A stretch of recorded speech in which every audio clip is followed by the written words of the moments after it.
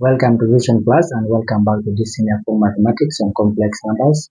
We are now doing example 4 under the polar form of the complex number. Example 4 says that we are given three complex numbers, Z1, Z2 and Z3. And then the question says that we need to write a polar form the following. Part A says write Z1 plus Z2 in polar form. Before we write in the polar form, we need to first find in Cartesian form a single complex number that represents Z1 plus Z2. That means we need to first add the two complex numbers and then we use the single result to get the polar form.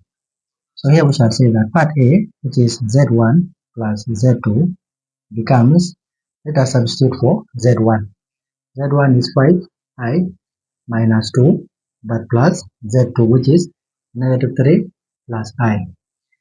We did this, so I'm going to skip steps. So here we shall have 6i minus 5.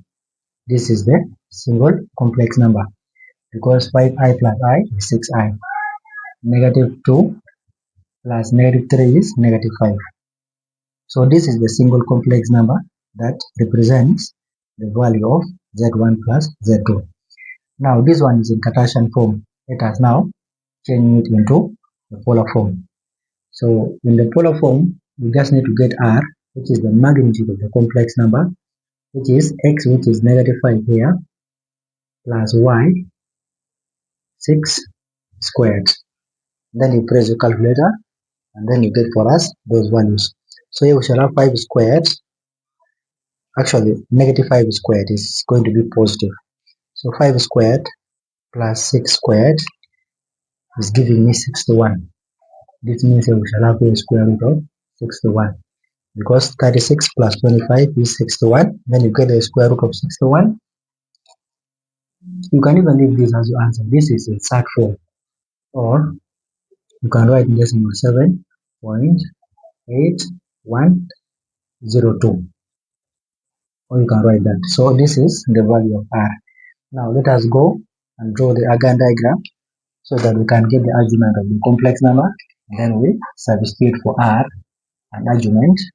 And then we get the polar form. This is the real axis of which complex number now? That is the real axis of Z1 plus Z2. Z1 plus Z2. This is the imaginary axis of Z1 plus Z2. This is the origin or the center. Now let us represent the following. We have 6 and 5.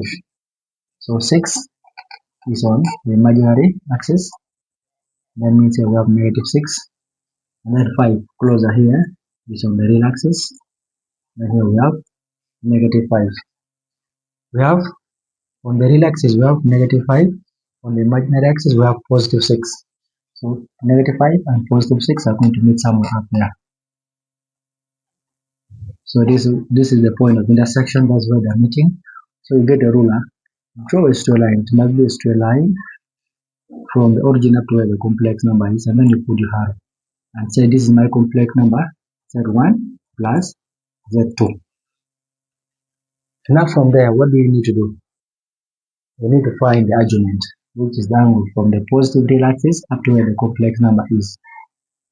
But we know that already this is 90 degrees. So we need to find this small angle.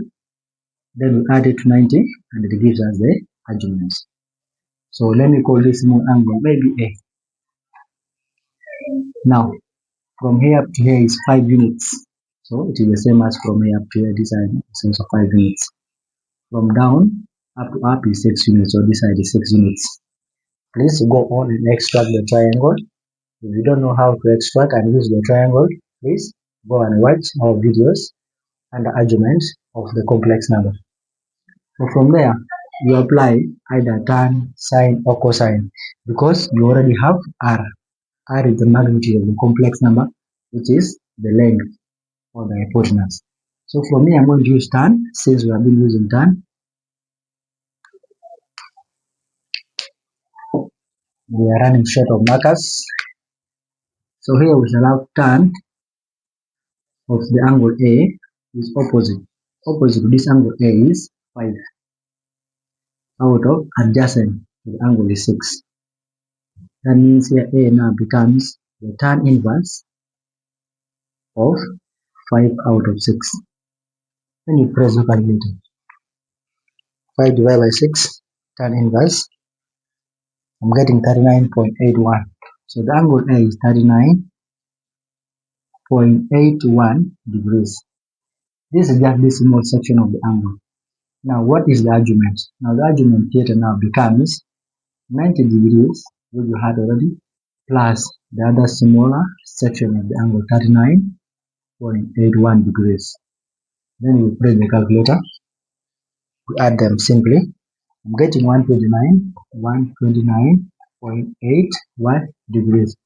So this is the argument that we are going to use, because we know that the general form of the modulus argument is given by from z is given by r into cosine of theta plus I sine of theta. But now the complex number z is a combination of two complex numbers, z1 plus z2. So we just say therefore z1 plus z2 in the polar form becomes r. What is r? R is here. You can use either root of 61 or 7.8102. Let me use root of 61. The other side, just to save space, root of 61 into cosine of the angle 129.81 degrees plus I sine of the same angle 129.81 degrees. Or you can write it in the other form, or you know that z is given by r and theta. What is our z? Our z now combines two complex numbers, that is z1 plus z2, and then now it becomes, what is our r? R is the modulus of the complex number of the added complex numbers z1 and z2, which is root of 61, comma, the angle is 129.81 degrees. So you can write in decimal, or you can write in third form as we have seen. So either way, the answer is correct.